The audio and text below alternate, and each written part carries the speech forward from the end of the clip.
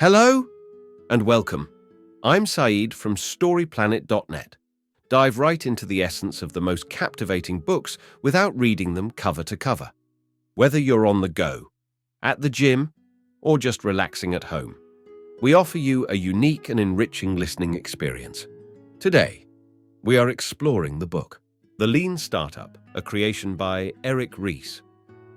The Lean Startup, 2011, offers guidance to startups and tech companies on creating sustainable business models. It promotes the practice of continuous, speedy prototyping and placing emphasis on customer feedback data. Before we delve into these revelations, it's interesting to note that Eric Ries has achieved success as an entrepreneur, having co-founded IMVU, a social network that utilizes 3D avatars. Currently, he is highly regarded as a consultant and public speaker in great demand. With 11 key ideas to unveil, brace yourself for a deep dive into this captivating book on StoryPlanet.net. To start, managing startups requires a different approach compared to established companies. The main goal that a startup should pursue is to stay flexible and adaptable. Traditional management strategies, which involve fixed plans and long-term forecasts, don't work for startups because they lack the necessary knowledge and experience. Startups need to constantly change direction and respond quickly to unexpected obstacles. However, this doesn't mean they should abandon planning altogether. Startup management teams should maintain an overview of their situation and steer the company towards its overall goal by finding the right metrics to measure progress. Startups need to be managed differently from established companies. Key idea number 1. The main goal of a startup is to discover a viable and long-lasting business strategy that ensures its sustainability. The main goal of any startup is to find a profitable and sustainable business model. Without a sustainable business model, a startup will not succeed. The focus should be on finding products or services that customers want and can generate consistent revenue. The management of a startup should prioritize this goal and align all efforts towards achieving it. The sooner a startup finds a sustainable business model, the greater the chances of success. Key idea number 2. The key point of the text is that businesses can discover and establish sustainable business models by utilizing validated learning methods. To find a sustainable business model, startups should focus on understanding what their customers want and how to make money from it. This requires a process of constant learning through validated hypotheses. The best way to validate these hypotheses is by talking to real customers in a realistic environment rather than using fictional customers or questionnaires. Offer your product to customers and observe their response.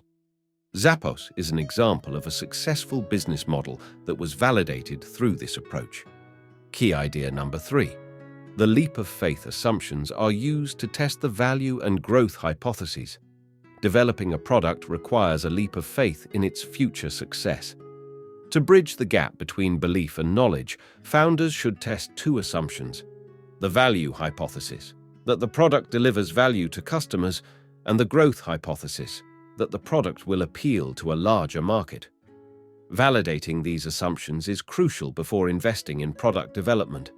Facebook successfully validated both assumptions early on, with active users and rapid market penetration. This led to early-stage investments and belief in the social network's success. Founders should test their value and growth hypotheses to ensure success. Key idea number 4. To effectively validate your idea in the market, it is important to develop a minimal viable product, MVP. An MVP is a basic version of your product that demonstrates its core functionalities. By creating an MVP, you can gather feedback from potential customers and make necessary improvements before investing more resources into the full development of the product. This iterative approach allows you to test the viability of your idea, reduce risk, and increase the chances of success in the market. Many founders make the mistake of working on a product without knowing if there are any customers for it. To create a sustainable business, it is important to quickly determine if there is demand for your product. The best way to gather customer feedback is by creating a minimal viable product, MVP, that simulates the product's experience. This can be a simple prototype or even a smoke test. Dropbox successfully validated their idea by creating a video and gaining 75,000 sign-ups overnight.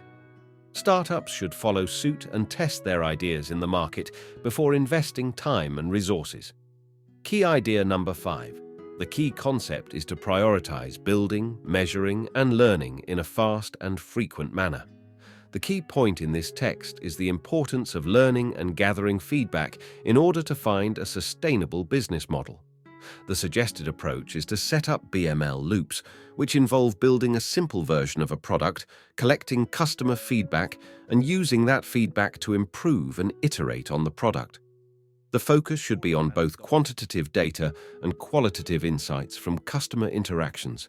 The goal is to go through as many BML loops as possible, constantly improving the product and increasing the chances of finding a sustainable business model. Key idea number 6. Split testing is a method used to optimize a product by comparing different versions and determining which one performs better. It involves dividing your audience into different groups and exposing them to different variations of your product or marketing strategy. By analyzing the results and identifying the most effective version, you can make data-driven decisions to improve your product and maximize its success. When developing and improving a product, startups need to determine which features are valuable for their customers and which are wasteful. One way to do this is through split testing, where two versions of the product are created and tested to see which one is more appealing to customers. This method was pioneered by mail-order businesses who would test different catalog layouts to see which one generated more orders. Startups can use this approach to test any changes they want to make to their product before implementing them, optimizing their product through data-driven decision-making. Key idea number 7. Finding the right business model often requires pivoting. Startups often believe in the myth that hard work and perseverance alone will lead to success.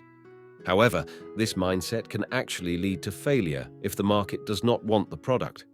To avoid this, startups should constantly evaluate and improve their product and be open to making fundamental changes or pivots.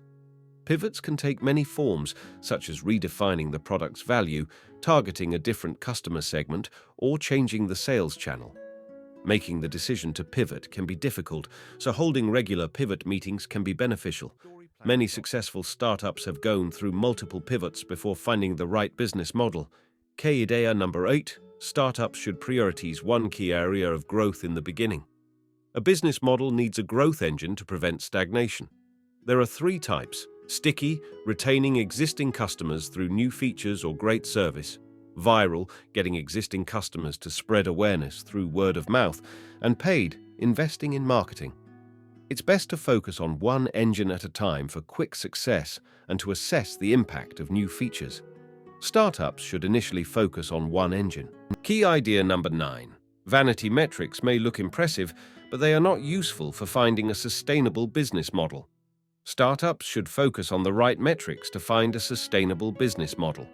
Many startups fall into the trap of using vanity metrics, which look good but don't contribute to long-term success. Examples of vanity metrics include media attention and Facebook fans. The goal should be to focus on meaningful metrics like customer base and product usage. Vanity metrics are misleading and won't help a startup succeed. Key idea number 10. Defining core metrics and analyzing them is essential for every startup. Defining the right metrics and consistently evaluating them is crucial for startups. Core metrics can include increases in paying customers, average session length, and number of recommendations. Cohort analysis, comparing behavior of new and old customers, can provide insight into progress. Startups must define and analyze their core metrics to track success. In conclusion, the book emphasizes that startups should use a semi-scientific approach to test their assumptions and build a sustainable business model. This involves developing product prototypes quickly and refining them based on customer feedback. The book answers questions about the main goals of startups and how to find the right product and business model. Startups need to be managed differently from established companies and should focus on finding a sustainable business model through validated learning. This involves testing assumptions, developing minimal viable products, and continuously iterating through build, measure, learn loops. Startups also need to identify their engine of growth and analyze the right metrics while avoiding vanity metrics that may be misleading. Thank you for listening to this summary. If you enjoyed this exploration, we invite you to discover other fascinating books on storyplanet.net. Don't wait any longer. A multitude of books, stories, and knowledge await you there. See you soon on storyplanet.net.